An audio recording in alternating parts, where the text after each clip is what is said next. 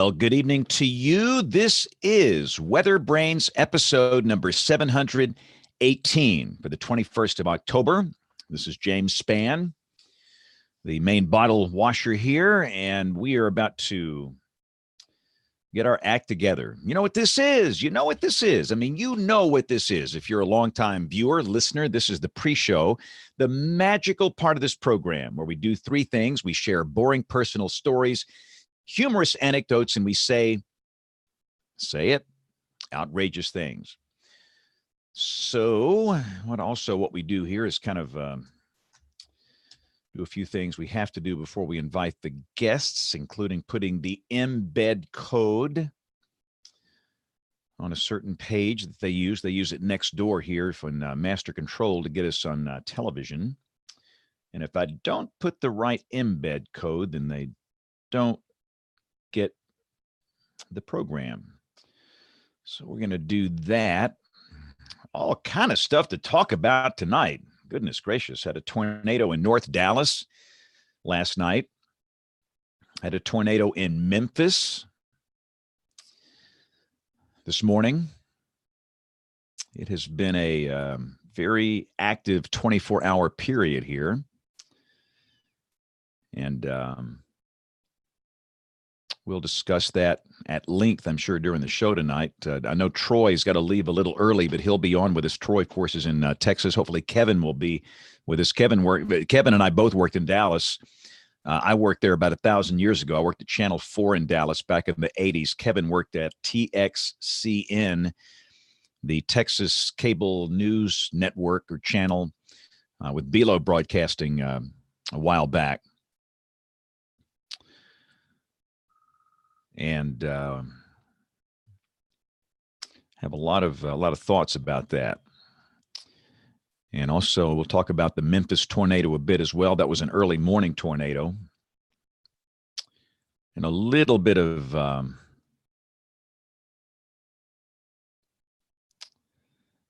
a ruckus on the TV side with the NBC channel out there. Look, nobody wants to be in that position. They had a Dallas Cowboys game going live, Sunday night NFL football, and a tornado coming through the Metroplex. And, it's always the worst fear for any television meteorologist. And it happens. It's going to happen. You just get used to it and get ready for it. Where we are, if it was University of Alabama, Auburn University on television playing football or Dancing with the Stars or whatever. We've all been there. And we'll talk about that. The KXAS actually issued an apology on their website this evening.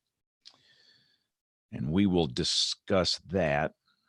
Let me be sure I got the right code on here because sometimes my multitasking it's not as good as it should be.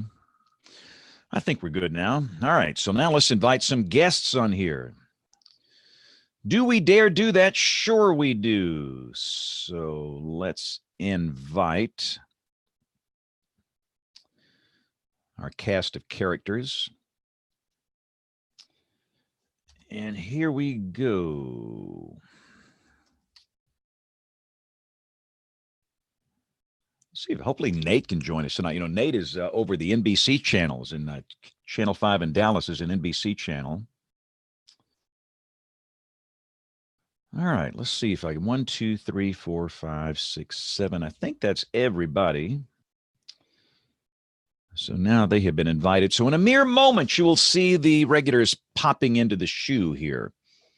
And if you're new to this, we actually start the program about 30 minutes after the hour. So if you're watching the replay of this, just move the slider about 10 minutes in, and that should be about the beginning of this. And we are very fortunate in that we have a platform now that is very easy for us, our guests, to use. For back when we used Google Hangouts, it was like a nightmare, but now it's simple. So got Bill Murray on the line. Football game got canceled tonight. Do what now? Football game got canceled tonight. What do you mean? This is good football weather. Severe weather threat, big time. Oh, brother. Call me for advice. I'm like, it could be tornado at any minute. Don't want a stadium full of JV fans. Wow. So, no, not really. They're just I think just because they didn't make the playoffs, neither team, they were like, yeah, let's just call this off. All right, so I need to invite our friends. James, we've lost the 7-day. I noticed you've already done tomorrow. One thing we didn't think about was the server that served that 7-day. The domain eventually expired and we didn't know it. Uh-oh. One thing Trey and I didn't think about. So Trey's working on it right now. Uh-oh. We may have to go back to our HTML method though. Okay. Trey's on the job right now, but if I have to boom off, I will go do that. He's working on it. All right, I'm gonna send an invite. I guess I can send an invite, right here. You can. I think any of us can. There's an invite button down there at the bottom. It's been so long since I've been on the show, I forgot how to do it. If you weren't out at drinking beer at 50-cent beer night. 50-cent beer night at Hooters. We know where this guy's been. That's exactly where he's been hanging out. Night. If there was a wine and cheese night, Bill, I would be there. And so would Kim. Yes, that is the truth. That sounds fantastic, or at least more bearable. More bearable than this. All right, here we go. All right, invite is sent. Who do we have on tonight? I have not even looked. Bob Dugan and Kevin Claisel. Am I saying Kevin's name right? Is it Claisel? Faisal? Yeah, Claisel. Mm-hmm. I thought so. When Kevin's on the show, it'll be good. Yeah, he hasn't met his quota this year. We haven't even had him on in 2019, have we? No, I don't think so. We're slacking. Ooh, slacking. Strong words there. I'm just teasing. Oh, well, James did ask for he did ask for Alan Seals, and I produced him in about 1.2 nanoseconds. Boy, that was like immediately. He was already on the schedule. Done and done. Love it when a plan comes together. Wow. No, Alan's back on the tube, or he will be. He's working for our company now. There's Kevin. Texas Embassy, huh, Kevin? Hey, I see Kim again. Yeah, I know, twice in one day. Did y'all eat lunch at the Flying Cow today? We ran into each other having lunch at a Thai restaurant on Campus Corner. Wow. Yep, pretty funny. Hey, everyone. Hello, Hi. Kevin. Boy, look at that. Look at those plates back there. That's some upscale stuff you got there. Nice. Trying to dress the place up. Nice.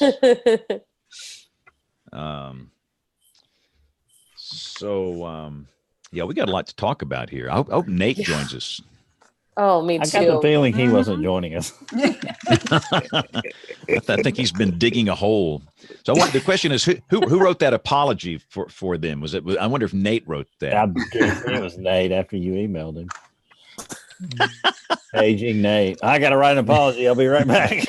I mean, it was almost artfully done in such a way that you really couldn't tell who had made the decision, and it was very, very craftily designed, not to point any fingers at anybody who made the call, and also to point out that they did stream coverage, but they apologized for the piece of the delay. It was an interesting, it was a sort of interesting. It's gotten mixed reviews, I hear. This really? apology. Yeah.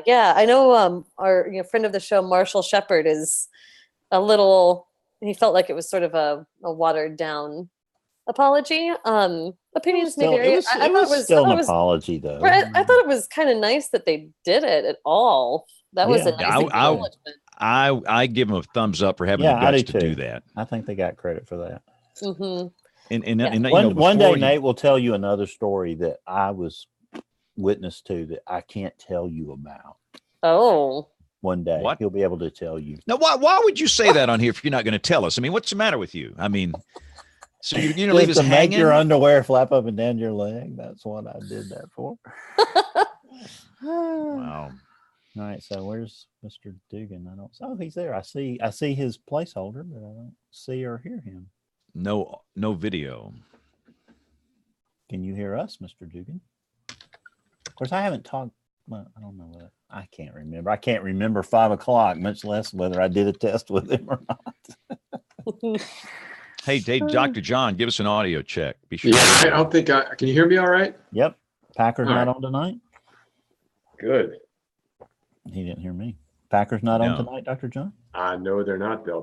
Didn't you watch yesterday? No, I guess I missed that. They That's that NFL. We don't watch that NFL down here in Alabama. We're college football. Oh man. We're just a farm league for all you guys. I'm gonna send you, Bill. I'm gonna send you a case. Oh dear. Grambling. I love Grambling. The Green Georgia Georgia. Bay. Oh, Bill, Right. that's the Gordo Greenway. There you That's what that go. is. That's the Gordo Greenway. Oh, That's even man. better. So I want one of those cheese hats. I had cheese one. heads. Yeah, James, they're called cheese heads. No, that's a cheese it. That's not the same thing. What The, is the only thing that? I've got's a biscuit hat. I was going to This say, it looks is like a muffin or a biscuit. Oh, I thought Yeah, that was this one is of a- those cheese it guys like on the Oh my commercials. No, goodness. Where'd you That's a get it? Montgomery biscuit. Muffin hat. What is Muffin what? He's the muffin man. there is a It's a Little Miss Crumpet. I look a lot better with this thing on. Sat on his trumpet. There's a minor league baseball team in Montgomery, Alabama called the Biscuits, and Who said the other A lot day of- that was the worst name of a minor league baseball team in history? And I thought, James, those are fighting words, James. Wow. that's the greatest minor league. You know what their team in Wisconsin is called? The Lug Nuts. I thought that was our name. That's much better. Yeah. Yep. So no, I need a cheese head to go with the biscuit. Next Dr. week, John, James, that I'll is your job. I'll have my cheese head for next week. Someone send Yeah. this man a cheese head. I have one. Hey, Okay, hey, just Bob, have Bob, can you hear us? Okay. I can hear y'all making all kinds of funny stories up here. Go Bears. There's wine in our sippy cups, Bob. So let's see Bears that go here. Bears. There's going to be a fight. Dr. John and Bob are next to each other in the window here. That I'm not worried. Ooh, I don't know what that So- meant, but it sounded funny. we're going to we got to wait 60 more seconds here. We'll get started once we hit 30 after the hour. This is like so easy getting guests on this platform. It's I like, know it's made my job obsolete. I mean, this is too good. So once we hit the bottom of the hour, the internet tel- is up. Well, you did. yeah, you but did Bob, the Bob, your Google bandwidth is a Hangouts little constrained, I think. But Bob, give us a mic check. Hello, can you hear me? Hello. Yep. Yes, your audio is You were okay. just replaced by Kevin. Yeah. How did that happen? That's funny. There we go. Bob was talking and then Kevin replaced him. Wow. Keep coming out. Yeah, I think Bob Wrong has Kevin, a wrong little Kevin. restricted bandwidth, and that might be an issue. I don't know if you can crank up the bandwidth in either not. We don't have to have the video, and it Pedal might help faster. just to turn the video off. Yeah, get the hamster running faster in the wheel. And welcome to our television audience. It is 30 minutes after the hour, which means we can actually get this thing started. So let me see what I can do here. We're going to hit recorder number 1 and recorder number 2. And here we go. Who's making all that racket? That's Hey, can I- probably me. Can I do a mic check here? You guys got me? Something's wrong with my Yeah, mic.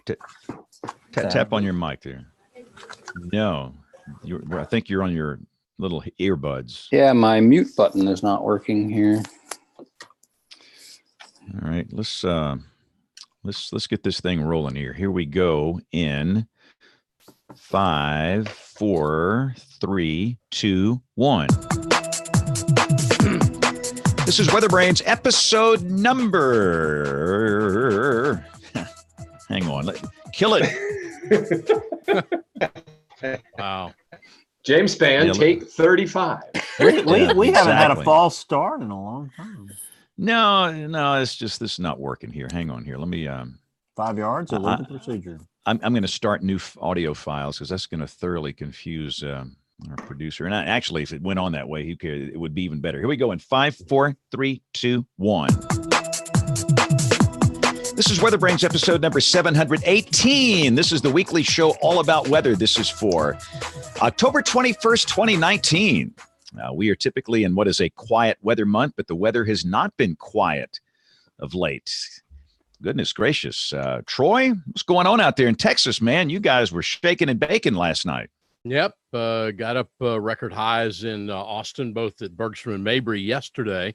And I don't know, this ended up being, we started out the evening a little further south than the Dallas-Fort Worth area and started off with a couple of thunderstorms that began to rotate even last evening out to kind of southeast of Austin.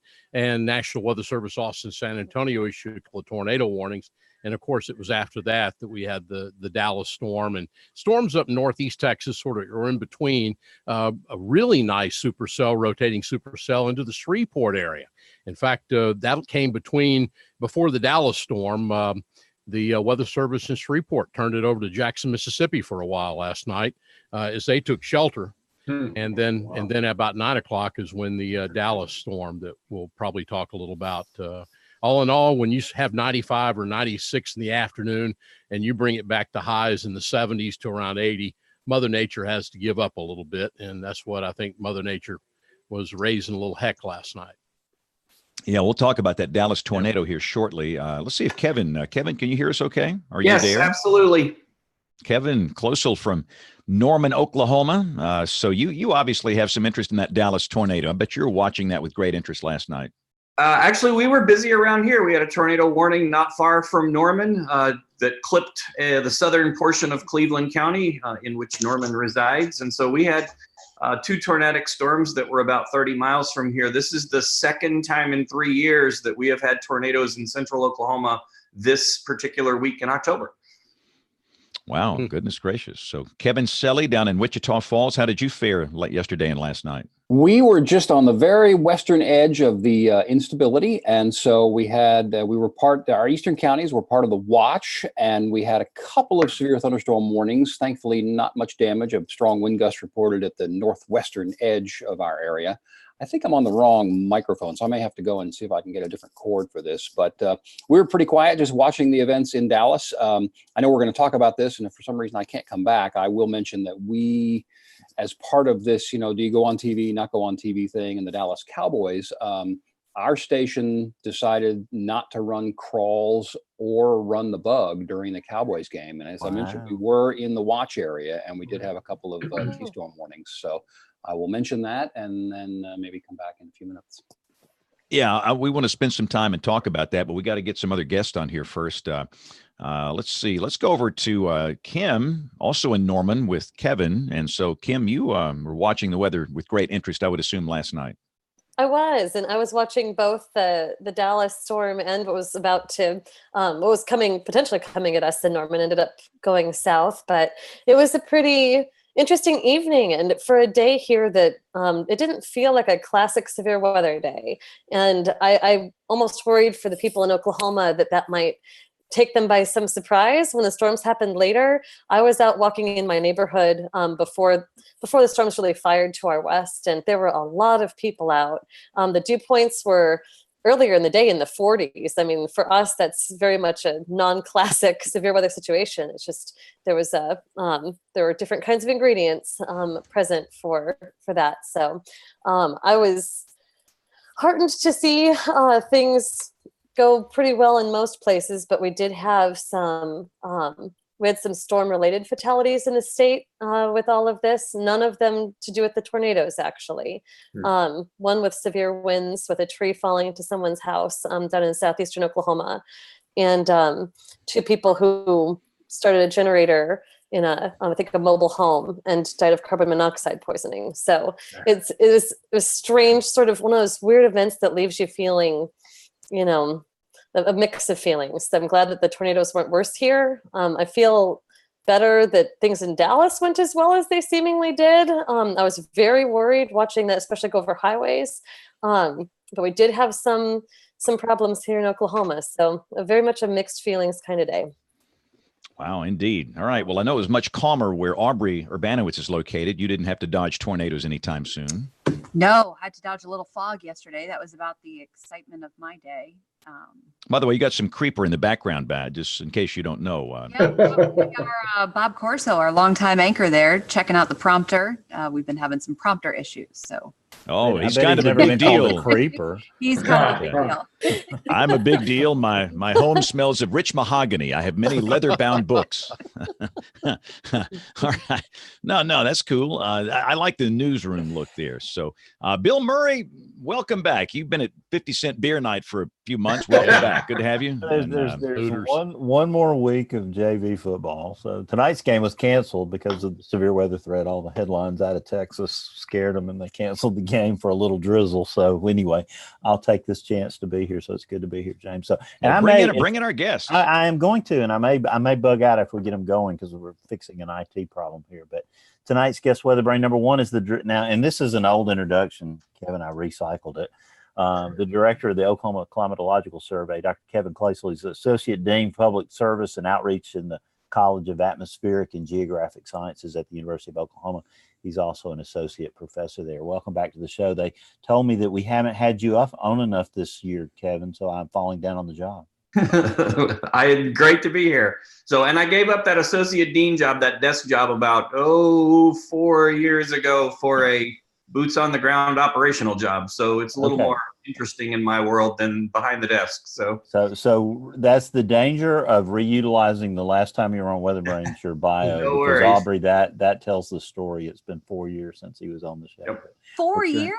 Wow. Oh my gosh. Ridiculous. We need to do better. Our recommended yearly allowance of Kevin has definitely been underutilized. But can I get on that schedule? Yeah. Tonight's second guest WeatherBrains, the president of Thor, a manufacturer of integrated lightning warning, lightning prediction, and lightning internet delivered weather systems. Bob, welcome to the show. Great to be here. As long as my internet keeps working, we'll be fine. Just tell the hamsters to pedal quicker and run the wheel faster, Bob, and we'll be wonderful. But tell us a little bit about you, Bob, a little bit about your background and how you got where you are today. It would take 15 hours to tell you how I got where I am today. Well, give us the Reader's Digest version. Keep it short. I grew up in the East Coast. Was born in Albany, New York. Went to school at Holy Cross. Graduated with the intention of becoming the next star on the PGA Tour. And that didn't quite work out. So I went to work for my sponsor and got recruited to be a headhunter and started my own headhunting firm. Been hit by lightning twice myself. Wow. But not enough to kill me. But local trees 15, 20 feet away that. You're not the guy in the movie The Great Outdoors, are you? Yeah, I don't mean to interrupt. You need to tell us more about that. That's fascinating. What was the story? Yeah. Well, the first one was my dad was a Navy commander. We gotta pause on that. When you say, well, the first one, that is really something. There's your show title. The first one. I'm sorry. Go ahead, Bob. No, that's all right. My dad had this great idea to take a houseboat across Lake Erie up the Rideau waterway through Canada and Kingston. So after surviving the trip across Lake Erie, and that was literally what it was, we stopped in a resort with the boat, and we're outside on a little patio area outside of our rooms, and there was a storm, and lightning hit the roof right above us, and I happened to be standing in the water next to one of the posts that supported the roof, and the next thing I was on my butt, and my dad's looking over to me saying, "What happened? What happened?" I said, "I think I just got hit by lightning." And he says, "No, you didn't. You just fell over." Rub some dirt on it. Yeah. And then Oh, a number of years later. Uh-oh. Uh, I think we've We lost made him. it- we made him mad. Bob was on the edge. he just got hit by. Hit He just got again. hit for the third time. Third time. The next Yeah, time Bob, I was in a yeah, we're having I some was on a internet bandwidth vacation. issues, I think, on your end. Go ahead. We got you back now. Go ahead. He's on that Well, that's what houseboat going to happens. Canada. No, that's what happens when you live on an island. Nothing works on the island. That time I was actually on a boat trip up in the county, and lightning hit the boat. Fortunately, I knew it was coming because I could hear my outriggers buzzing like crazy. And we went down below and didn't do any damage, but it was pretty loud. Are you afraid of here. lightning now, Bob? I am absolutely petrified of lightning. It's, and particularly through my work with Thorgard, I've seen so many bad things and so many unexpected things that you really gain a pretty incredible respect for it. And I'm sure for those of you who may have had to testify when you're brought in as an expert witness where people have been hit, sometimes you meet ones that lived, obviously, sometimes they don't live. It's a pretty sobering experience. Do you stand at the window and watch it now, or do you stay away?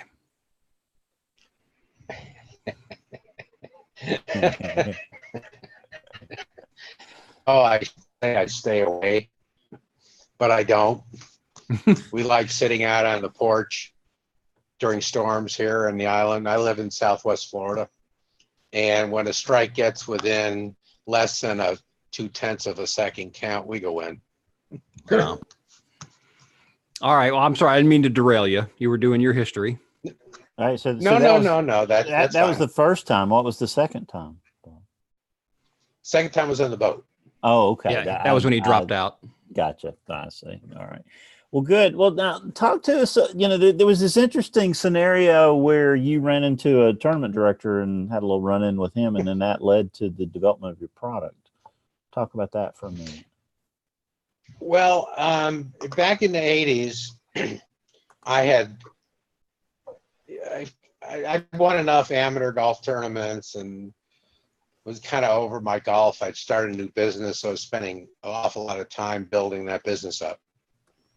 And there was a notice of a golf tournament at a golf course in Valparaiso, Indiana, called Sand Creek.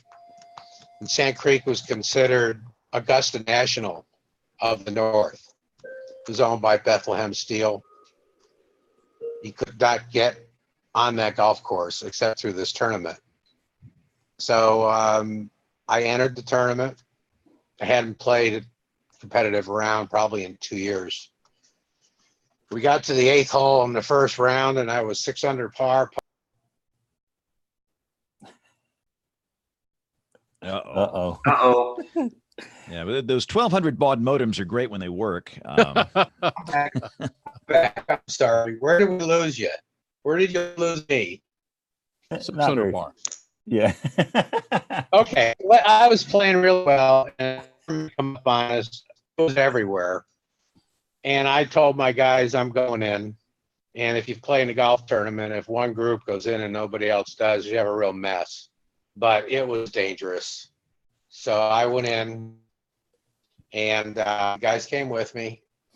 I got a lot of help for it, but eventually other guys started coming in, and it was bad. I mean, there was no reason to be out on that golf course.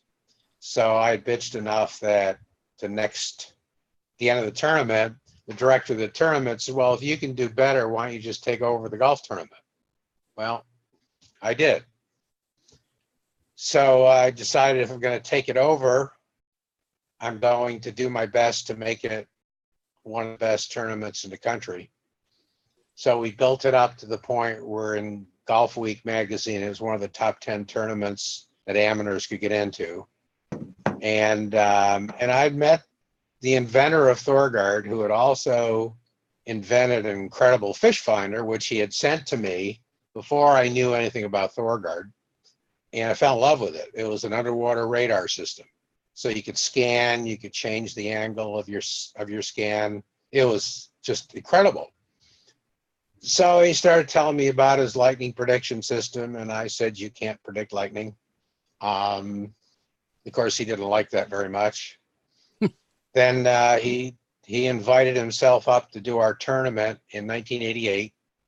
Now we're in northern Indiana. There's a second round of the tournament. I'm in with the general manager, and we're talking about how much he's going to make us pay for the tournament the next year. And we're drinking some scotches because that's the best way he'd get money out of me. Bob called over and said, there's going to be a lightning strike. Get everybody in. We walked out of the patio. There's not a cloud anywhere. We had really taken our time to put together evacuation policies for the tournament for severe weather. So we were prepared for it. I called a couple golf courses to our west about 20 miles, and they had no weather. So we laughed it off, and we didn't do anything.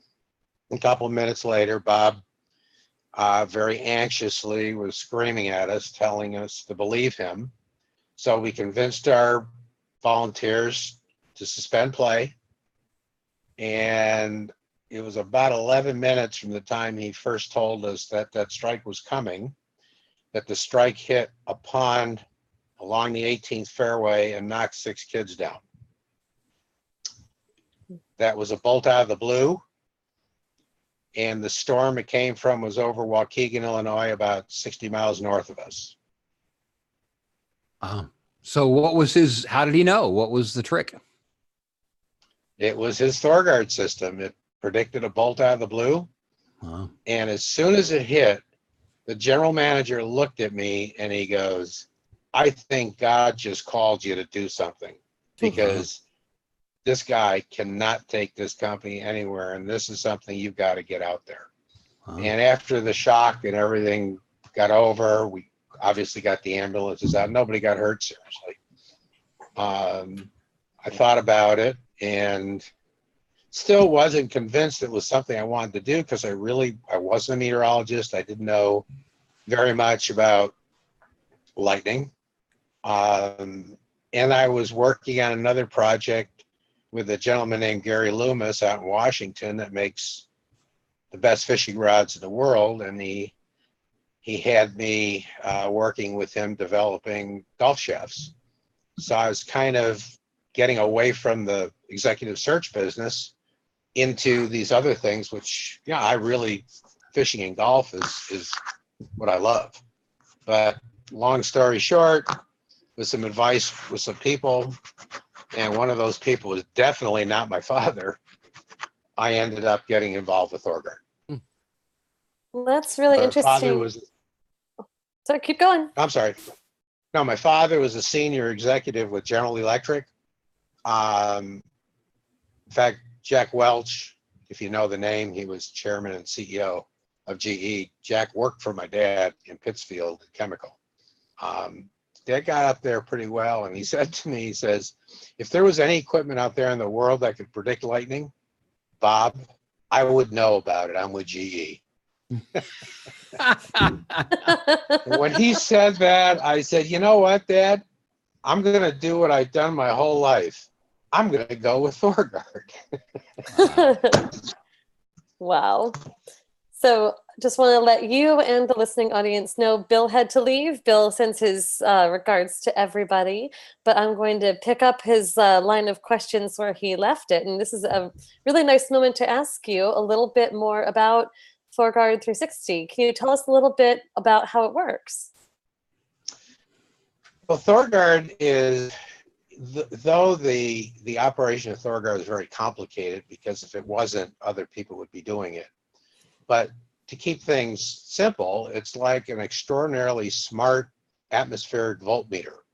It basically looks at atmospheric charges in the air and in the ground, compares them, reads dynamics, speed, fluctuations, all of the things that can build towards a lightning strike.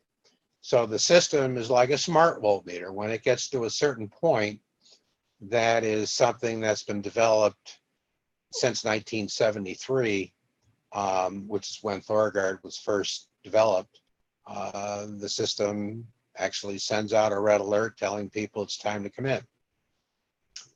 All right, that sounds really interesting. Can you tell us, obviously there's a lot of secrets in the secret sauce here, proprietary, but if people are interested in a little bit more about how it works, are there any other kinds of atmospheric parameters taken into account, any modeling used, radar, satellite? You said it sounds like it's been persisting in some ways similar to how it's functioned for a very long time. Can you tell us a little bit more? Yes. The whole idea behind ThorGuard started, oddly enough, with NASA. Bob had developed the system in the mid-70s. Just about the same time NASA was really getting into its space launch program. And obviously in Cape Canaveral in Florida, they have problems with lightning. They wanted Bob to lease or sell them a ThorGuard system, which they said they would then take and improve and market it. So Bob said, no, you're not going to do that. I will lease you a system, but I'm not going to sell it to you. Same time, there was a lightning research vessel called the SS Thunderbolt, which was doing atmospheric research at Cape Canaveral. And the ship, is he'd go out and he'd shoot rockets at areas that look like lightning to produce lightning to measure it. Well, he found that one of the devices Bob had invented, which was a handheld prediction system, which was a small field mill device, could actually point out.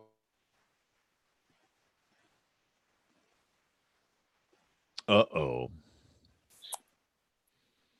I think we've lost him. I'm back.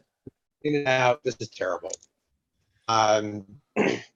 Anyway, he started using this handheld ThorGuard to tell him which clouds had the highest energy, and then he'd shoot the rockets at those clouds. That's kind of how NASA found out what we were doing. And then at the same time, the National Lightning Detection Network was really getting their network going, and Bob was a cantankerous guy and didn't get along with any of those people at all. So they always fought at conventions. So it was, in the beginning, it was Global Atmospherics versus ThorGuard.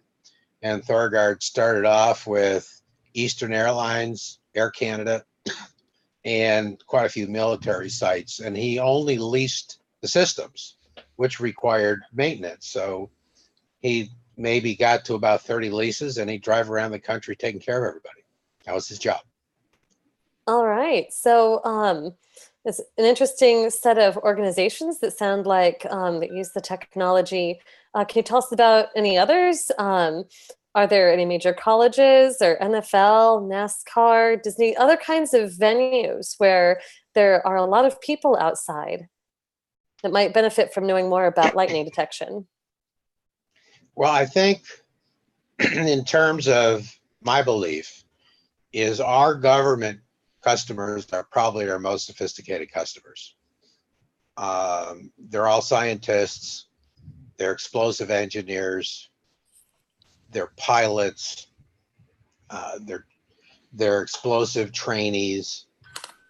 So groups like the Department of Defense, the Federal Law Enforcement Training Academies, White Sands Missile Base, NASA. We have 40.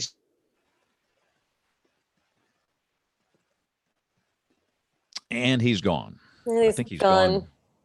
I was going to ask him in the press release. I sure wish it was better.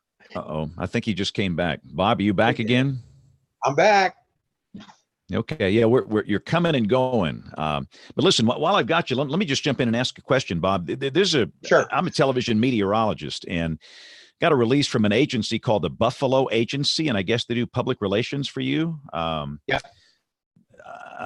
And in this press release, it says 75% of severe thunderstorm and tornado warnings are wrong. According to a self-review report conducted by the National Weather Service, 3 out of 5 severe weather and tornado warnings are inaccurate. Well, why is that in this press release? Do you detect severe thunderstorms and tornadoes? Is that part of your business? Well, And I think they put. Do I'm you sorry, go believe ahead. that do you believe that undermines and discredits the National Weather Service? No, we've always felt that at different points along our history, we've worked fairly well with National Weather Service. In fact, John Coleman in Chicago was a dear friend and a big believer in Thorgard back when the Weather Channel was starting. And of course, we have 5 meteorologists on staff who've been doing USJ events since 1995. So I respect the Weather Service. But sometimes you read things which are just wrong. And there was a report that just came out last year where they had done a 2-year study on one of our competitors, their severe storm warning and their tornado warnings. I know what those algorithms were because they were trying to form a partnership with us at the time. And the CEO told me what their idea was, and I knew they were wrong. That report said 80% of their severe storm warnings, they were wrong. 98% on tornadoes, they were wrong. I mean, that's worse than shooting at a dartboard. You mean the competitor or the weather service? No, that was a competitor. So a competitor's warnings are wrong 80% of the time, right. You're saying. But what about according to this report? But does the press release, James? I haven't seen it. Is that targeted, or is that suggesting the Weather Service is wrong, or is it just it doesn't identify who's wrong? I'm trying to find out. I mean, Bob, does your agency issue tornado warnings? Buffalo Communications? No, they don't. I mean, no, Thorgard. Oh, our new system. Well, we've actually been predicting tornadoes since about 1993. The first one we predicted was at a LPGA event in Chicago. It was actually the first LPGA event that Thorgard and I did. And it was a Saturday afternoon. There were no warnings or watches up. Tom Skilling was actually there, and he took off because he actually believed me. And about 18 minutes after we cleared the golf course and got everybody in, we didn't issue a tornado watch or warning, but we said there'd be very high winds coming through, because especially at that point, I'm still learning what the system is telling me. And a tornado passed about a quarter mile north of the golf course. I saw what that signature looked like electrically, and ever since then, we've been studying that, watching it, building a pretty big database of this information.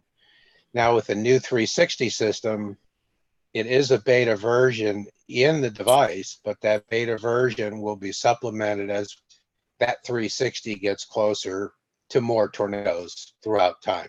So you said that one at the LPGA event was your first tornado warning, but then you said it wasn't a tornado, or no, you had said it was the first warning, but tell me again. We did call it a tornado warning because I really didn't know whether it was a tornado or just strong winds.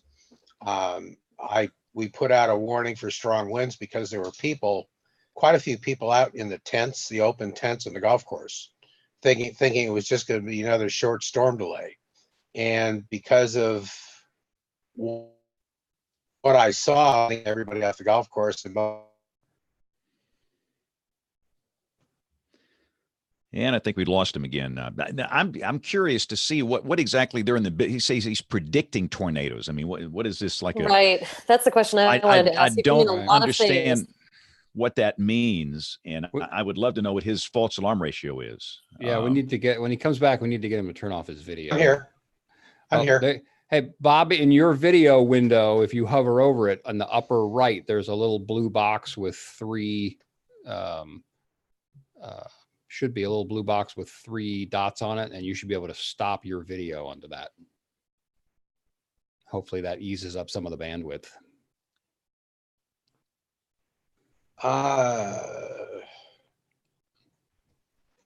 Where you see yourself in the upper right, there's a little blue box if you hover over your video window.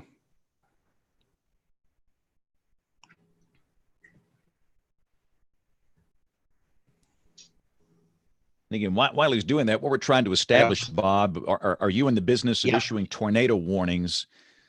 And if so, what is your false alarm ratio? Right now, we don't issue tornado warnings. If we have our meteorologists on staff doing an event and the conditions justify making that call, we will make it. We've done it at several PGA Tour events back when we did the PGA Tour. One was in Detroit that I recall. But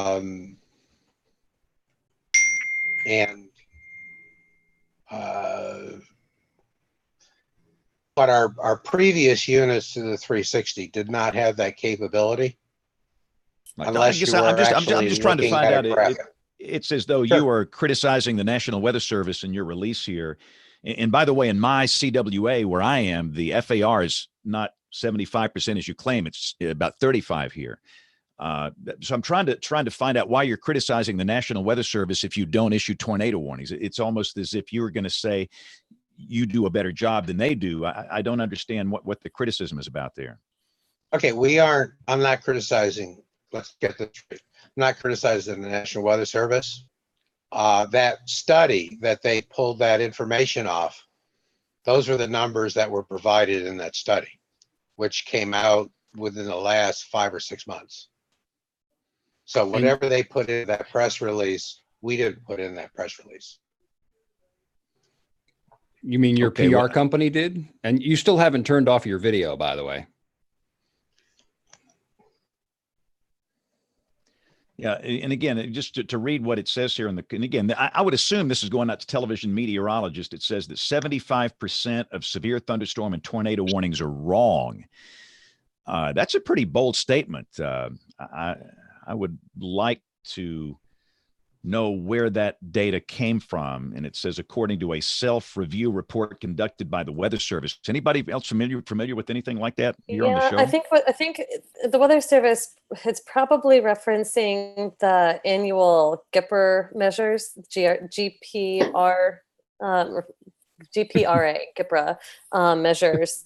And I think that's just reporting the false alarm ratio. But if you were to also account for the probability of detection, I think the issue here is just the framing of them as being wrong, and it not just talking specifically about, like, there's multiple ways you can have error. One is to have false alarms. Another is to miss events. The thing that's really great about the Weather Service is, we don't miss very much in, like, sort of the Weather Service, especially for tornadoes that are large. Most of the false alarm, or most of the missed events, are from sort of the weak EF0s, EF1s. And those are the kinds of things that aren't really clear when you're reporting just a single statistic. And I think probably part of the reason why the way that reads a little odd, especially, to people who are familiar with that Weather Service report, I think that's kind of a selective read. One, I probably agree with you on that. That was their interpretation of that study, not ours. They meaning the PR company? Yeah, the way they read that report. Does that make you question your usage of that PR company? No, they're very good. They do, but they selectively read like you just said they weren't. Selectively read. They weren't. Well, how can that be a good PR company by selectively reading information? That's their job.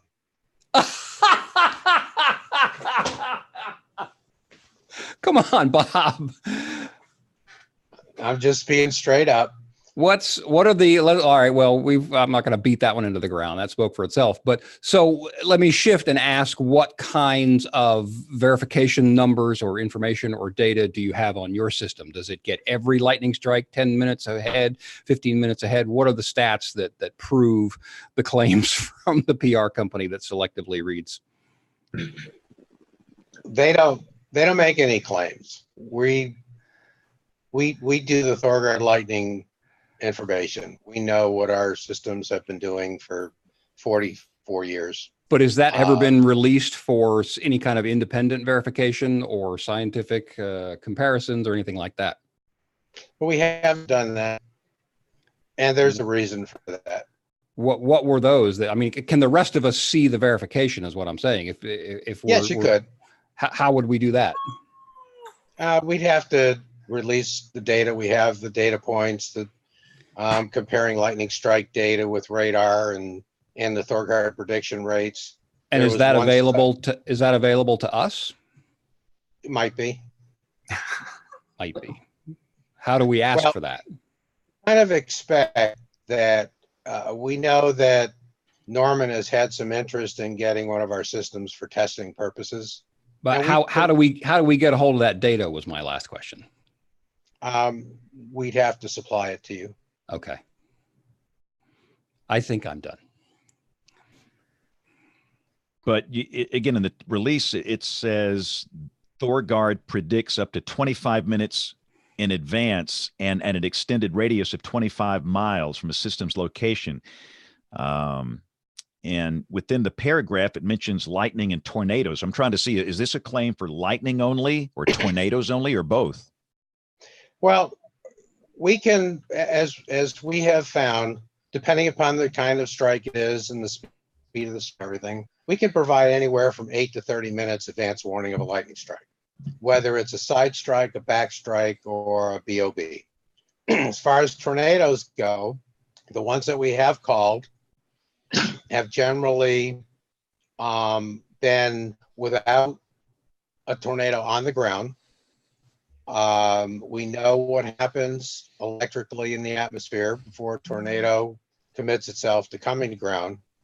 And depending upon how far away that storm is forming itself, so far our warnings have all been in the vicinity of 14 to 35 minutes for tornadoes. And Kevin Closel, what do you think about what Bob's saying here?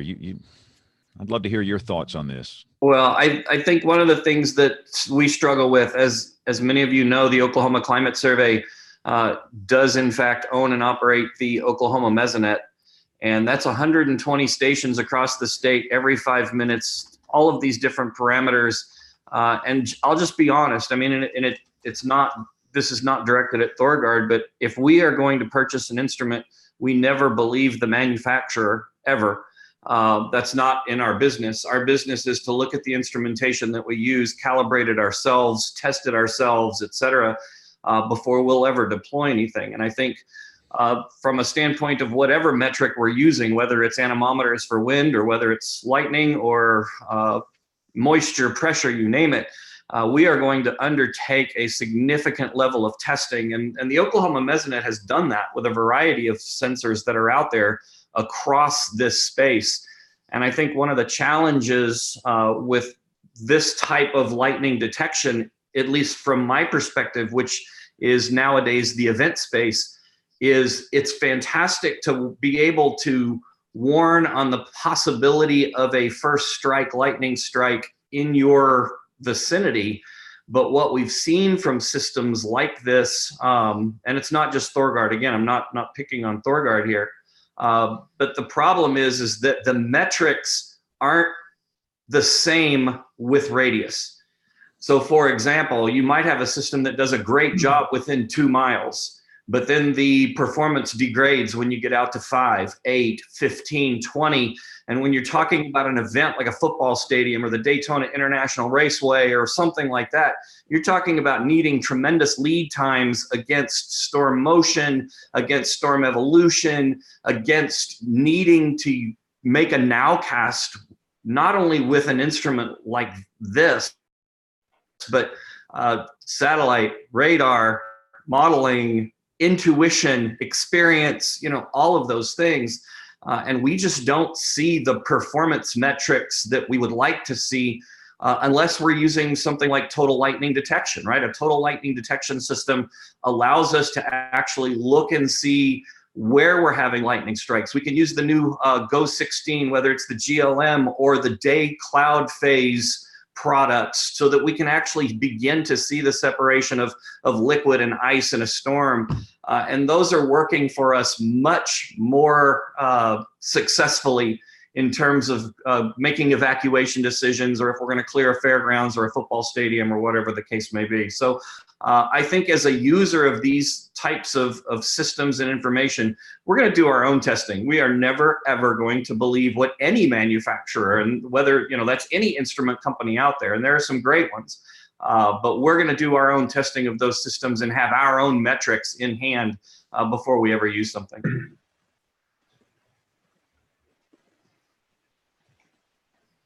How much do these cost, Bob? How much do these systems cost, Bob? The individual 360 system, which includes lightning, severe storm warnings, which we have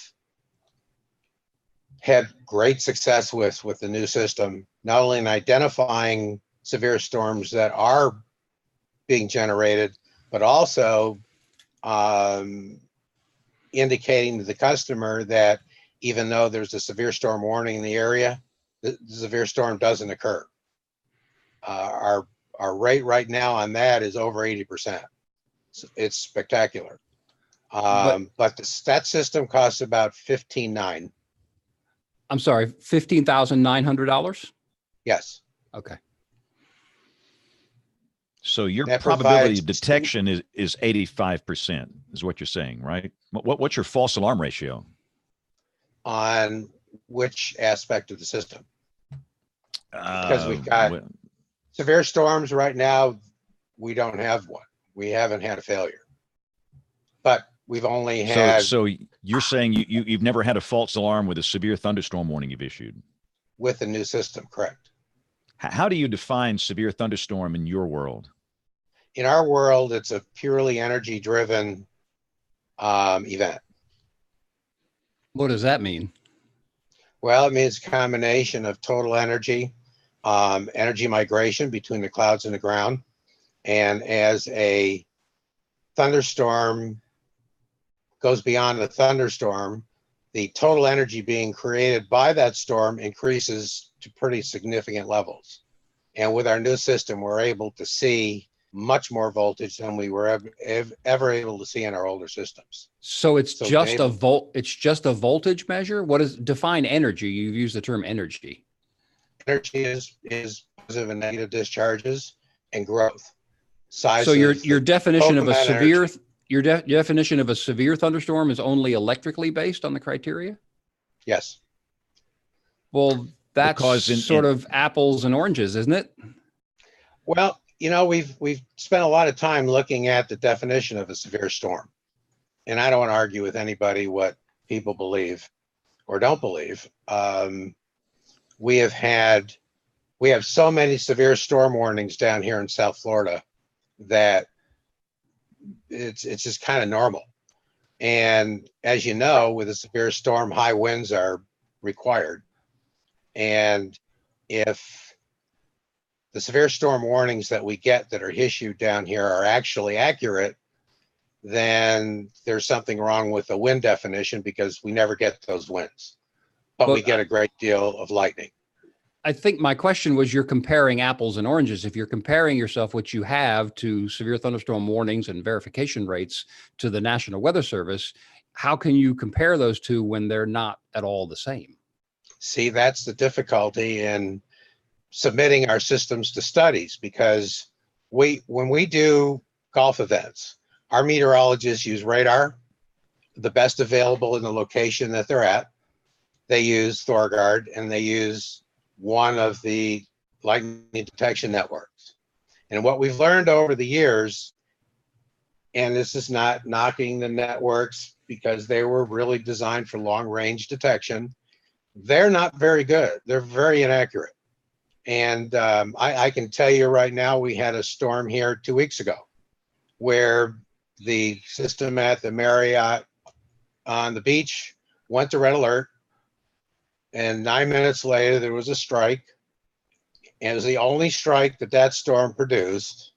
my chief meteorologist in Orlando was watching the network, and he said, Bob, none of the networks showed a strike any closer than 20 miles from the island. I live here. I saw the strike. And they see this all the time when they're doing events. A couple years ago at the senior men's U.S. Open in Colorado Springs, Fox News, who was using one of the three, that system told them they had 3 strikes within 5 miles. They shut down the telecast for a half an hour. There were no strikes. Thorgard kept play going. They never happened, but because they were reacting off the network, they had to shut down. They stopped very expensive television for half an hour for absolutely no reason. So it's very difficult to look at technology that's as established as Thorgard. You don't live in the world of this technology for that long, not doing a job for your customers. And, you know, when we look at the NFL teams that use us, obviously the golf tours, you've got in the US Open, you've got 70, 80, 90,000 people in the golf course. So in those situations, you don't react off a red alert warning, but you follow the system as it's growing, and you provide, in the terms of the USGA, we put together a 9-step plan for different emergencies. That's the most sophisticated of any tour out there. And because we need to take into consideration there's elderly people, they're going to take a lot longer to get in. They may have wheelchairs. So we begin providing warnings very early in the growth stage of a storm that, let's say, presents itself to the golf course. So let me stop here real quick, Bob, because we're about to run out of time. I want to be sure. I want to try and clarify what Kevin was asking. You say you've never had a false alarm for a severe thunderstorm, yet you define a severe thunderstorm based on some type of electrical metric in voltage and energy, where in the weather enterprise, in the real world where we are with people that go into Walmarts and Targets, a severe thunderstorm is defined as a thunderstorm with 58 mile per hour winds or greater, or 1 inch diameter hail or larger. So it's like apples and oranges. That's, you know, you're defining your own severe thunderstorm, where I guess we've got a problem with you claiming you've never had a false alarm, where we could do the same thing. We could just say, well, a storm's severe. Kim, if I could ask for a really, I think that's a great question. My question is sort of a clarification on that, because what I'm hearing Bob say is an interesting point that I know that he doesn't want to get into this discussion. I think there's an interesting discussion to be had about what is a severe thunderstorm. And even for people who are sort of weather service aficionados, there can be, dispute about there being sub-severe winds that still could be very important impact-wise for an area. And what Bob is saying, I think, is certainly true for Florida. And so let's just hear this out for a minute. That lightning, even without the presence of hail or really strong winds, so these are conditions that Floridians do face. They have really heavy rainfall. It's almost a blinding burst of rain, and they get lightning. Okay. So even in that case, you're talking about an electric field measurement being the kind of thing that you're verifying against. Are you also verifying against strikes that reach the ground, or is it just the electric field in the vertical column of the atmosphere? Is that what you're predicting? No, we're actually looking at lightning to ground, and we're actually looking at the dynamic buildup in the positive and negative charges either in the ground or the clouds, because they can grow very large very quickly, and they can do that before they actually produce a lightning strike. But in total, as the storm gets, we'll say, out of control, so to speak, the total energy of that storm goes through the ceiling, goes really high. And when I think about your described definition of a severe storm, severe thunderstorm, or a severe storm warning, and I think about just my experiences down here in Florida, I would venture to say since I moved down here in 2000, we've had 80, 90, maybe 100 severe storm warnings. In all of those severe storm warnings, I've never seen hail. And maybe 1 or 2 times have I ever seen wind that exceeded 40 or 45 miles an hour. So if a severe storm warning is being produced by the National Weather Service, and those 2 items don't exist, then maybe there's a reason to look at what the definition of a severe storm actually is. Because obviously the storms we get down here don't qualify as severe storms, but we're provided the warnings. And I think that can be an interesting discussion, thinking more about, the kinds of hazards that impact a particular population being worth considering. I think this is kind of where Kevin Claisel was talking a little bit earlier about, his operations also being very sensitive to lightning. Bob, was I correct in understanding that the way you're verifying this is within, you get a lightning strike within 25 miles of a point? Was that the radius? No, we don't detect. We don't operate our system on lightning being X miles away. We're strictly basing it on the energy growth that will produce a lightning strike. And the warning time is given before it's within whatever range the customer's picked. Okay, so it's selectable by a customer-based definition.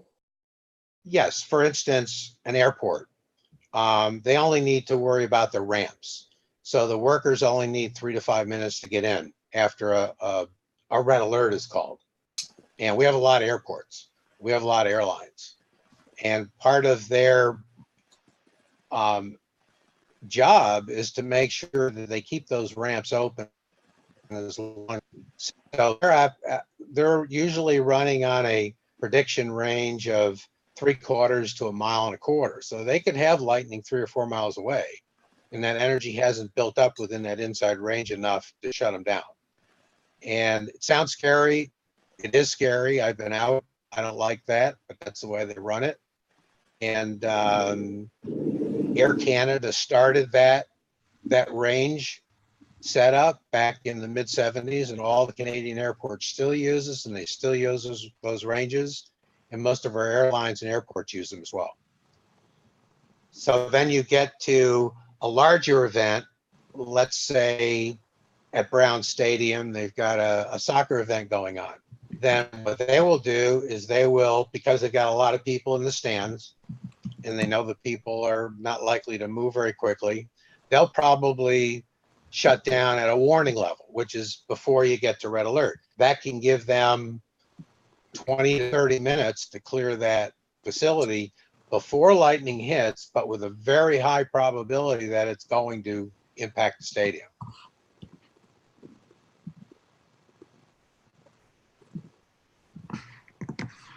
Well, it's an interesting sounding system. I think that we have there's just a variety of different ways that one can go about defining a severe thunderstorm and defining the attributes of it, the hazards, and finding ways to verify. I think I know that James mentioned that we're running short on time, but I'd like to toss this to Kevin Claisel. After hearing the explanations, a little bit further explanation, can you tell us a little bit about the way that you operate and the kinds of sensitivities you have to lightning, and what kinds of systems, how the systems, you mentioned that you do a lot of research to sort of verify the veracity of anything that you use. What kinds of measures are you looking for lightning for the stuff you use? Well, Kim, first of all, as you know, we're very, very fortunate. I get to support events not only in sort of the heart of severe weather climatology, but also with the expertise that resides in our building at the National Weather Center. The folks that are at the National Severe Storms Laboratory, the folks at the National Weather Service, the folks at the Storm Prediction Center, the folks at the Mesonet, that's an awfully powerful sort of consortium of expertise that I can rely on to support events. So I'm very fortunate in that regard. But you're absolutely right. We have, and I think in the last 4 years now, this past week, I just forecasted for my 1,000th event over the past 4 years that I've been here doing this. And every single one of them are different, right? Every one of them has a different emergency plan. Everyone has different weather sensitivities. You might even have the same venue. It could be your football stadium, but we have a whole lot of things that go on in that stadium. It's not just football 6 or 7 times a year. It's graduations, it's concerts, it's high school football games. So you get different demographics of individuals that come. Certainly a Toby Keith concert is going to be very different than a graduation. There's a lot less alcohol consumed at the graduation than at the Toby Keith concert. So you have to start thinking in terms of your planning, what are those decision metrics going to be, right? What are those triggers going to be? And if it's a massive concert like a Toby Keith or a Kenny Chesney or whatever it happens to be, we've had U2, we've had Sting, we've had, Black Eyed Peas, on and on and on. Every single one of those stages is different, and every single one of those stages has a different win criteria. So sort of the notion of the word severe, severe to me is whatever the criterion is that the structural engineer says on that particular stage. It could be 30 miles per hour. It could be 40 miles per hour, but that changes with every single event we have. And so it's key that when I communicate with those individuals, I'm not ever using the word severe. I'm using the metrics that they're used to working with, 35 miles per hour, because if they're working on a stage that they know is 35 miles per hour and 36, that it might come down, that's going to be important to them if I mention that we're going to have winds greater than 35, for example. Lightning, of course, is a big, huge deal for us. And like I mentioned earlier, we feel like we're in great position using the tools that we have available. We also have the lightning mapping array in central Oklahoma that's run by NOAA NSSL. That's a tremendous piece of information. So it's different, right? It's different for every single event. It's not one size fits all. And so the parameters change. And as such, we've got to know, right? I want to make sure that we're right. I mean, people go to these events to have fun, right? Nobody has ever gone to a festival or a game thinking that something tragic is going to happen. And so to ensure the fun and to be the office of yes, not no, right? We don't ever want to be the office of no and start canceling things, but we certainly want to be the office of yes, but safely. And like I said, those metrics change with every single event that we do. And we're gonna be really, really protective of the instrumentation that we use. We better be comfortable with it, because if something does go wrong, it's gonna be my what that's on the stand trying to explain why we did what we did with the information that we had. So for this, it's very personal to me. That protective aspect is very personal, and I'm going to be comfortable with whatever equipment, instrumentation, whatever it is that we use, and it is going to have to meet the absolute highest standards for us to use it. All right, Bob, we got to move on here, but give us a plug for your company. If anybody wants to get additional information, what's the best way to do that? Well, the best way is go to sales@thorguard.com. Okay. Well, that'll work. Well, Bob, thanks for your time. We appreciate you coming on the show tonight. You bet. Y'all have a good evening. Thank you. You too. Bye. Hey, Bob. Wow. Okay. So that was interesting. It sounded to me like there might be little shreds of interestingness and truth floating around in there somewhere, but if he goes back and listens to this, I certainly would encourage him to maybe clean up his marketing and be a little bit more open and forthcoming and direct on some of the answers to the questions and providing information. That's my 2 cents. Yeah, I totally agree. Anybody else have any thoughts on this before we move on to the Dallas tornado here? No. All right. Kevin used to work in Dallas. Kevin Selly? Kevin Selly. Yes. And both Kevins, I want everybody's opinion on this. And let me just say, guys, this is hard. I mean, it's really easy to pile on these guys. I was hoping Nate would be on the show tonight because this is one of his channels, one of his stations. But understand. Nate and I have been in touch, and they sent the television station made a post to their website, which I'll read in just a second. He couldn't be here tonight. He wanted to, but he had a teaching commitment and couldn't get out of that. But they put up a post on the website. It is titled NBC5 Dallas Fort Worth KXAS Statement regarding Sunday, October 20, 2019 weather coverage. Should I read it? I mean, I don't know if everybody's going to find this. Maybe I'll make it my pick of the week. It's pretty short. During Sunday night's Dallas Cowboy game, we made a mistake by not immediately interrupting the football game with a tornado warning.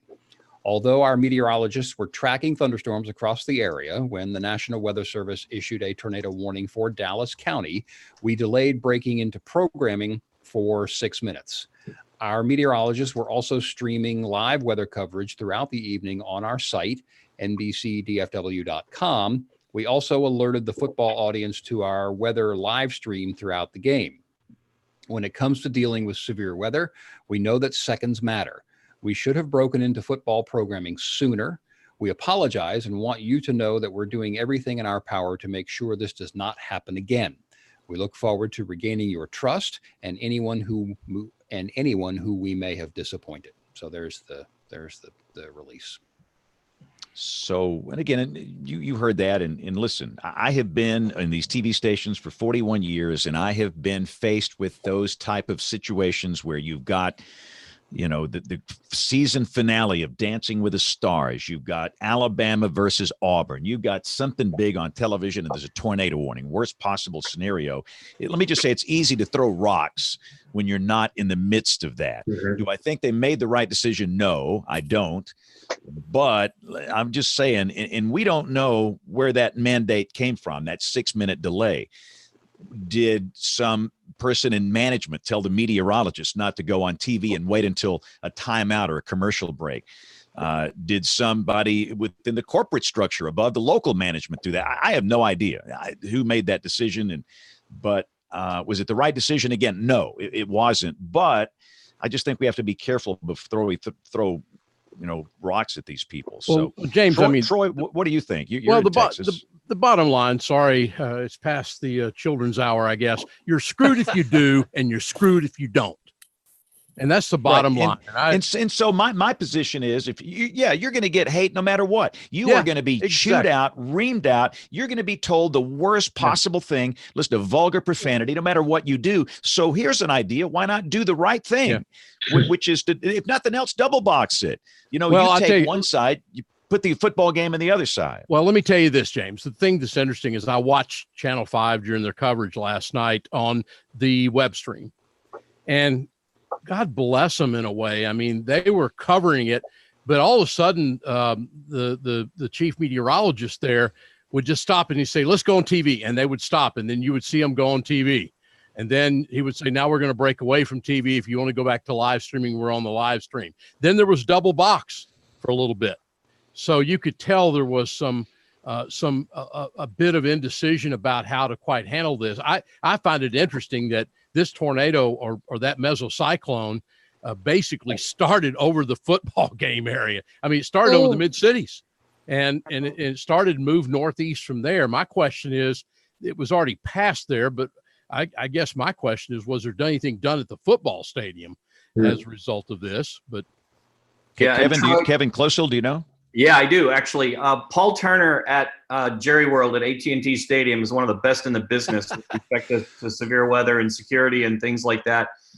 He has done some pretty innovative things, particularly a couple of years ago after the Green Bay playoff game when we had the tornadoes. And I do know that last evening that they were feeding information to the Dallas Cowboy radio network. So 105.3, which is the radio station that carries the Cowboys games. Every couple of plays, Brad Sham, who's the play-by-play voice of the Cowboys, was essentially talking about where the tornado warning was, where the tornado was, etc. So if you were out and about and listening to the game on the radio station of the Cowboys, they were doing a fantastic job. And I believe that's probably being fed to them through the ops center at AT&T, where they were undoubtedly monitoring that. So, well, Kevin, let me ask you this real quick. I don't have the first time a tornado warning was issued by Fort Worth, WFO. Was the stadium ever in that tornado warning, or was it just east of the stadium? Yeah, the warning was east. Stadium was never in the warning.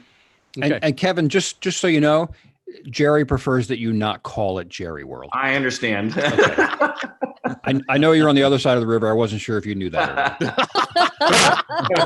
not. So Rick Mitchell, I've known Rick a long time. He's the the chief meteorologist there. Great guy, great communicator, great scientist. He's great. And let's be careful before we start throwing rocks and stones at people here. Yeah. And I do believe that it's the lesson we have to learn in our business. We all need to decide what we're going to do way before this happens. You don't want management to, what are we going to do now? We got a tornado warning just issued. We got the Cowboys on the station, and you got some, jamoke calling from the front office down to the weather office. Wait a minute, you got to hold 6 minutes here.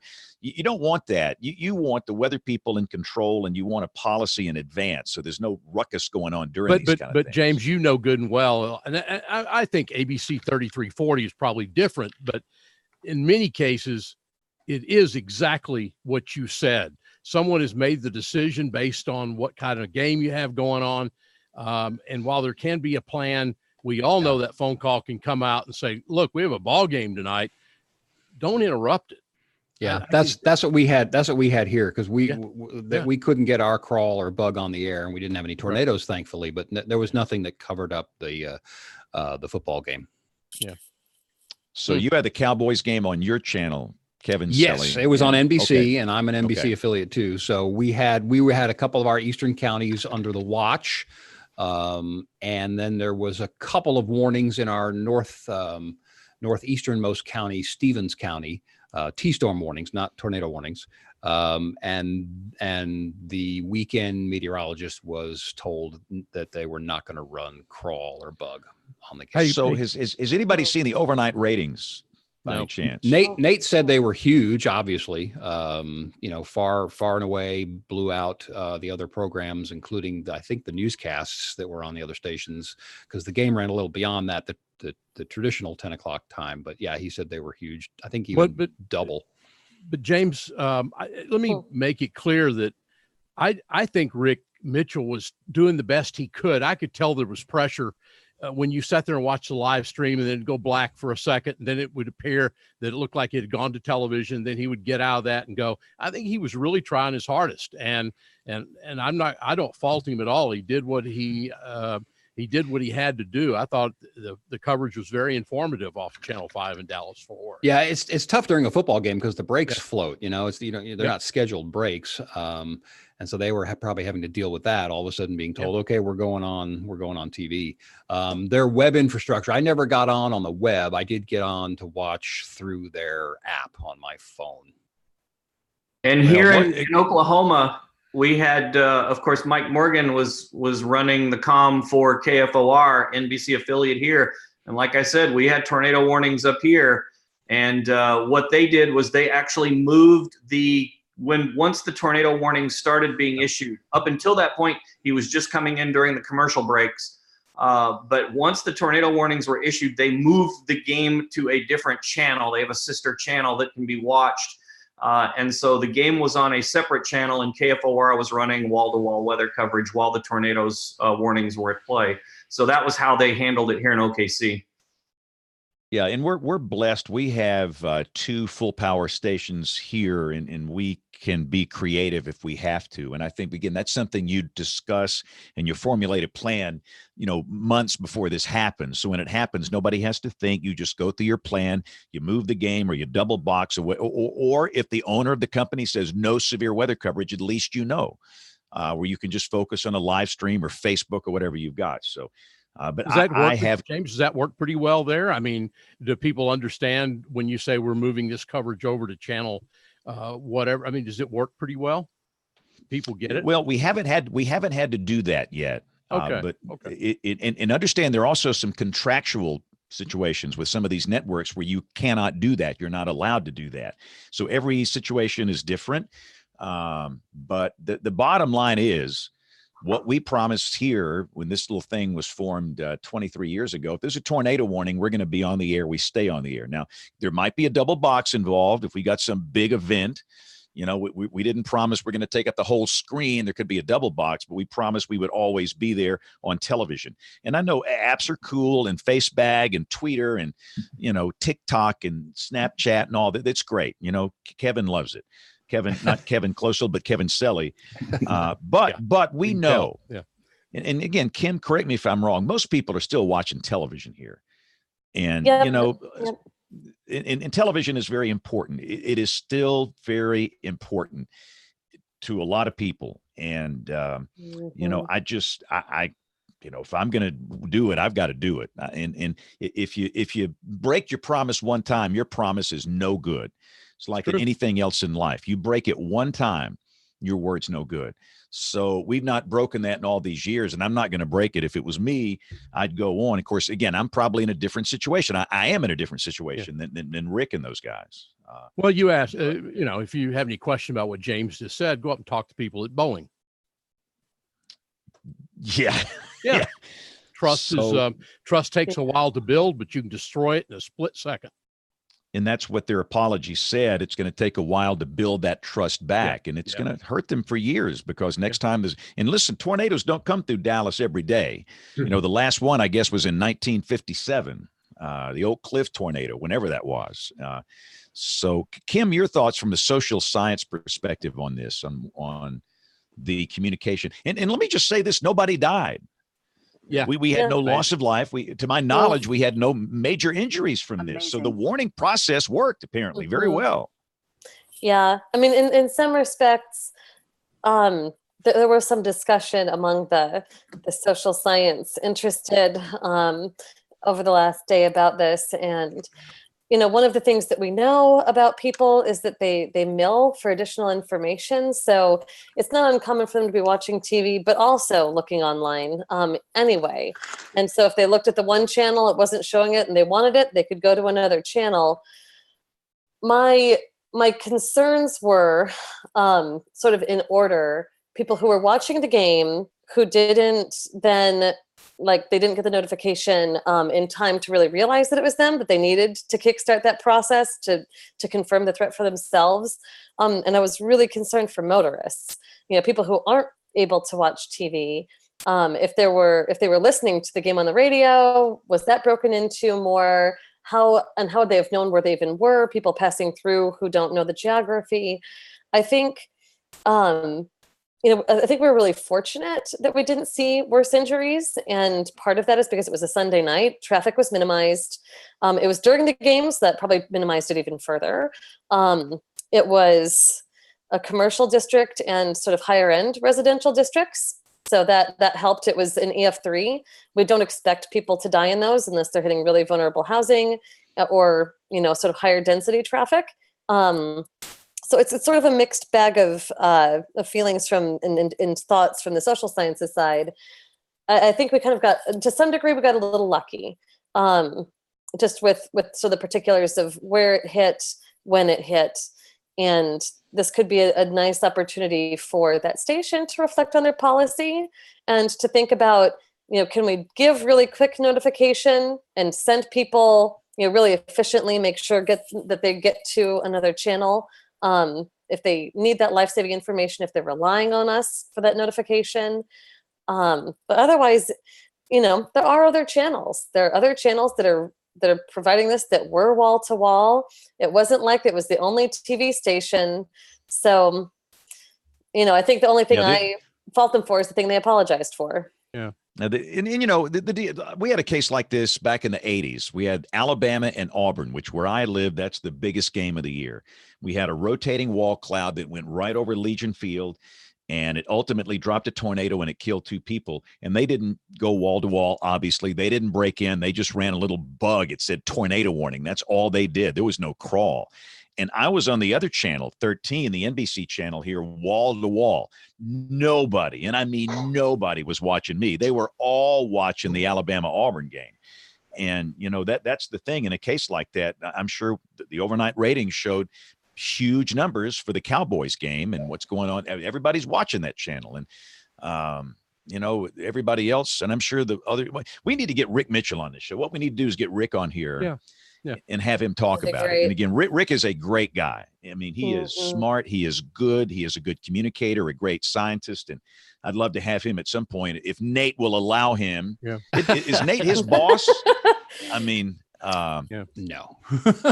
Hey, James, one thing that I found interesting, and this one kind of jarred me a little bit this morning. I have a former teacher that I had in school in San Marcos High School down here south of Austin many years ago, who's now, he's a journalist, but he's now teaching at one of the schools up in Dallas, and I caught up with him this morning. He lives down near SMU, if you know, that's kind of southeast of that track a bit. Right. And when I talked to him this morning, he said he slept through it. And I said, what do you mean? And by the way, where he taught was heavily damaged. But I said, what do you mean you slept through it? And he says, all I heard were sirens. And he said, I'm so sick of hearing sirens that he really didn't even get out of bed. And I thought about that this morning, and I thought about you and what we talk about with sirens. But he says, we hear them, all the time, and it's hard to distinguish what they mean. He says, I thought it was a fire or something like that. And that worries me. So Richard Cook from across the pond over there in the islands of Scotland sent me a message this morning talking about that Texas tornado and a screenshot of some people on Facebook. I don't know whose Facebook it was, but talking about, what's the difference, a tornado warning. And someone said, I usually just shrug those off, the tornado warnings. Yeah. I am never shrugging those off again. Yeah. So to your point, Troy, people, it's like second nature. And yeah, but the siren thing, yeah. Let's talk logistics real quick. Now, I said the warning was issued at 9:00 p.m. To my knowledge, based on the text out of Fort Worth, 9:00 on the nose. When did the damage begin? Do we know? What was the lead time? I don't know if that was all that long, because we saw the debris ball. John, I used Matthews from the Capital Weather Gang, his look at the correlation coefficient. And there's a debris ball there at 9:07, right? That I think the Capital Weather Gang used. Kevin, or either Kevin. Isn't that about right? I don't know if there was that much lead time on it. I'm just trying to look back here because I was sending screenshots and things to people, but I have to. I thought it was taking our picture. Right, me too. Yeah. Everybody smile. No, trust me, I've seen all of you. I've seen enough of all of you. Thanks, buddy. Kevin, are you going to post that on Facebook? Right, yeah. Kim said something really, really interesting, and she mentioned the word luck. We actually visited about this earlier today, she and I did, and talking about where this hit, and it is with any tornado, right? Where it hits, when it hits, it is a substantially constructed neighborhood. The businesses that were caved in were all closed.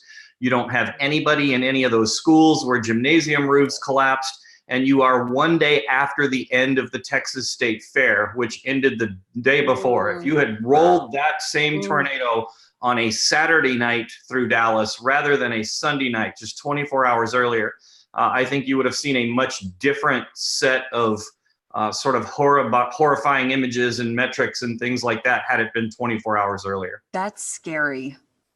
You did hear also, Kevin, at least I saw this on KXAS last night, that Home Depot store that was struck.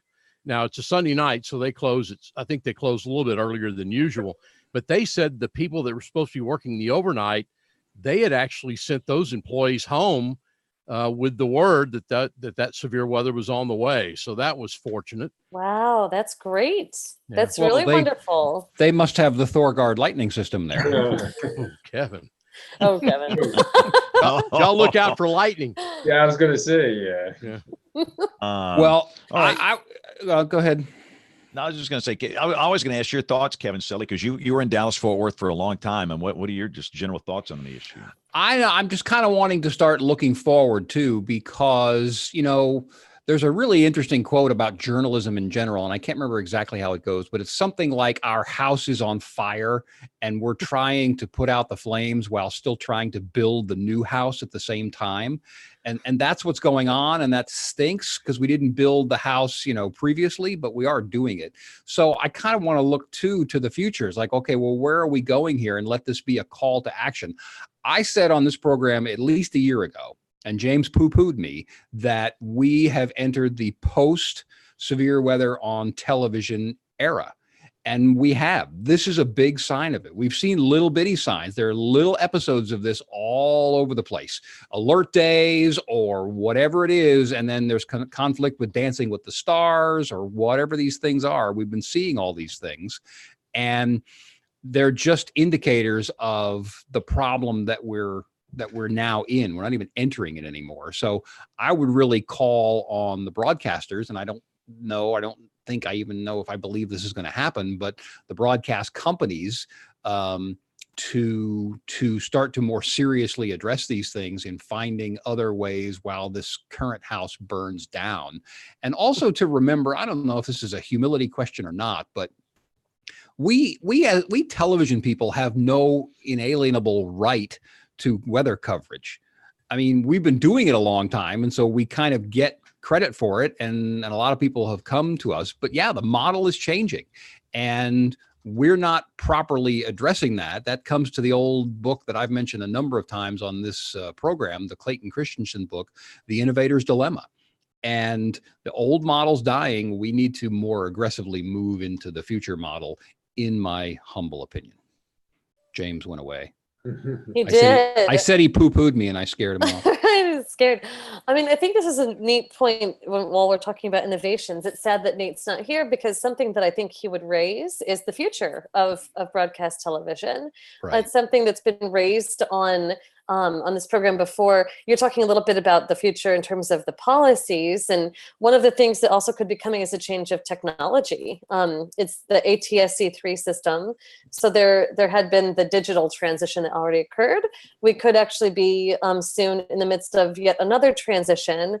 It might be this is beyond my technical expertise. I don't know if it's something that is digital TV relatable, but ATSC3 is a system where they could show the football game, and they could have in the corner a little window about the weather that people could select, and if they wanted to, and then drill down and see more information about that specific content. So instead of just having TV be a one kind of stream where you as a broadcaster have to choose just one thing you're able to display, you could actually have multiple layers of information you're offering on that one channel, and then the user could choose what combination of it they want to see and how.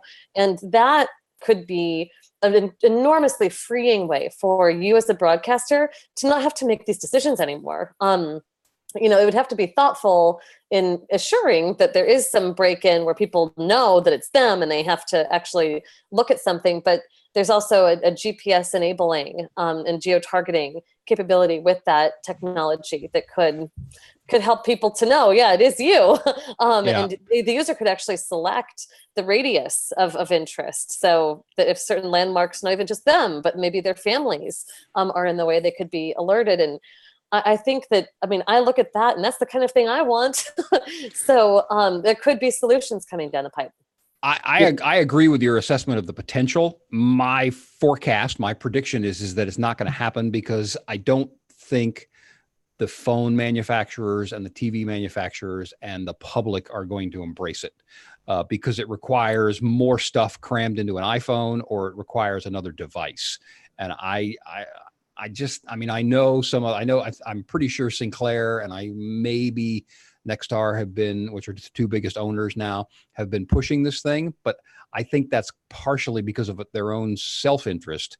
And I don't know that the public is going to embrace that. I hope that I'm wrong, because it does sound pretty cool and with a lot of potential, but I'm a little worried about that. The other guys, side. Let me jump in real quick, guys. I got to roll Tony. I forgot to roll Tony's report. So let me roll Tony Rice, and I'm going to go in there and finish the 10 o'clock news here. Here's Tony Rice. Don't forget to fix your tie, too. It looks terrible. Looking beyond the atmosphere, here's Tony Rice with your astronomy outlook. Early this week, look for Orionid meteors. The radiant, or point where the meteors appear to be originating from, lies just to the left of the upper hand of Orion the Hunter. The best time to look for meteors are between midnight and 1 a.m. when Orion is up sufficiently to reveal meteors moving towards the horizon, but before the first quarter moon rises around 1 a.m. local time. Elsewhere in the sky, now, spaceflight is dangerous, but getting there can be even more dangerous. Accidents have claimed the lives of 21 astronauts throughout the history of human spaceflight. Testing is an even more dangerous business. Now, you probably know about the crew of Apollo 1, but this tragedy is dwarfed by events on the evening of October 24, 1960, that you may not know about. This week marks the 60th anniversary of the Nedelin catastrophe, the deadliest incident in the history of space and rocketry. While some information has trickled out through captured spies and exiled scientists, official acknowledgement would only come a few years before the collapse of the Soviet Union, 3 decades later. Named for Chief Marshal of Artillery Mitrofan Ivanovich Nedelin, at least 78 were killed, though some sources put the number closer to 150. Crews had been working on the 10-story R-16 ICBM for about 72 hours straight, but the officials were eager to demonstrate a successful launch by November 7th, the anniversary of the Bolshevik Revolution.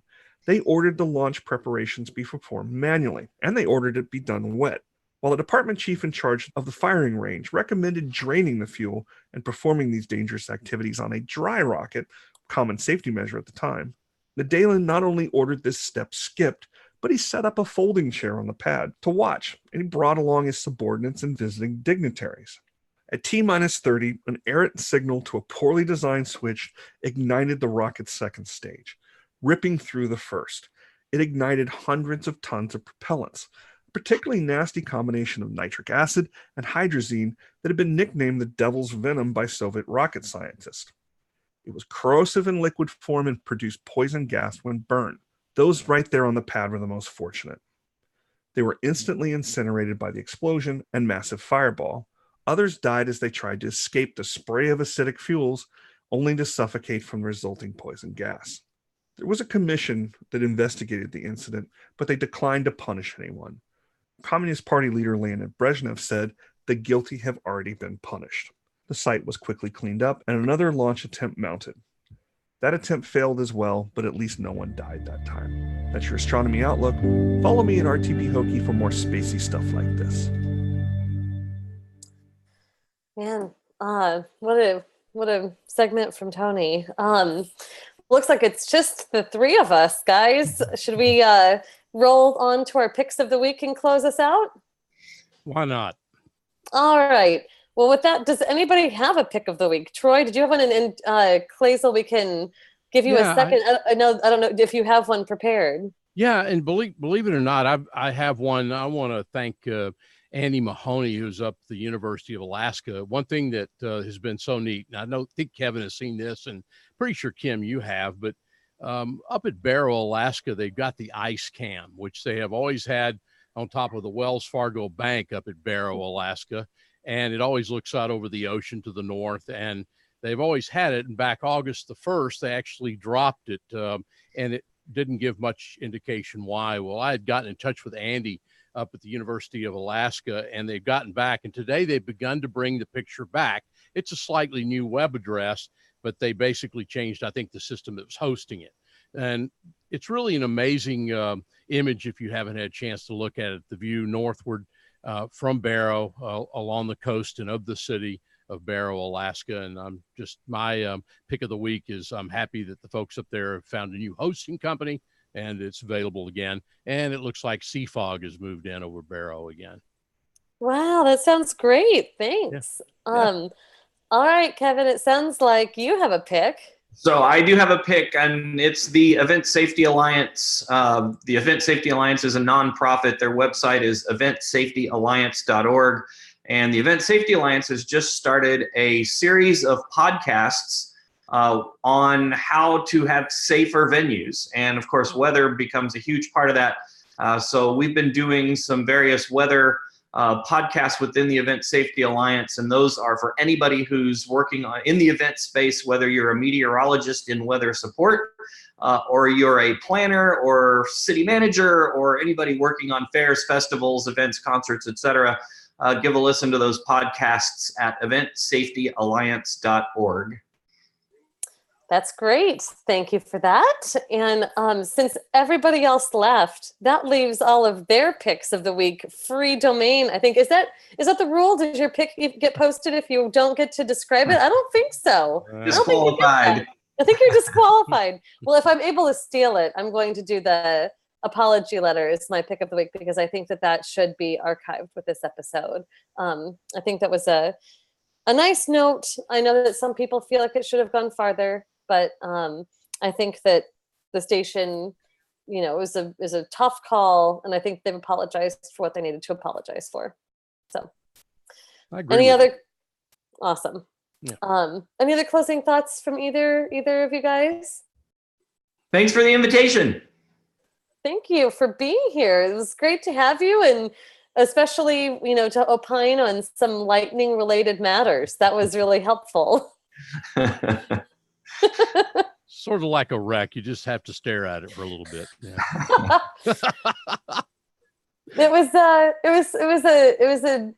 was a challenge for all of us in our ability to follow an argument. That was the fun that was. Yep. All right. Well, it was a pleasure to talk with you both this evening. I hope you have a great night. Good night. See you tomorrow, Kim. Yep. Yep. Have a good night, everybody. Good night, y'all. Good night. Good night.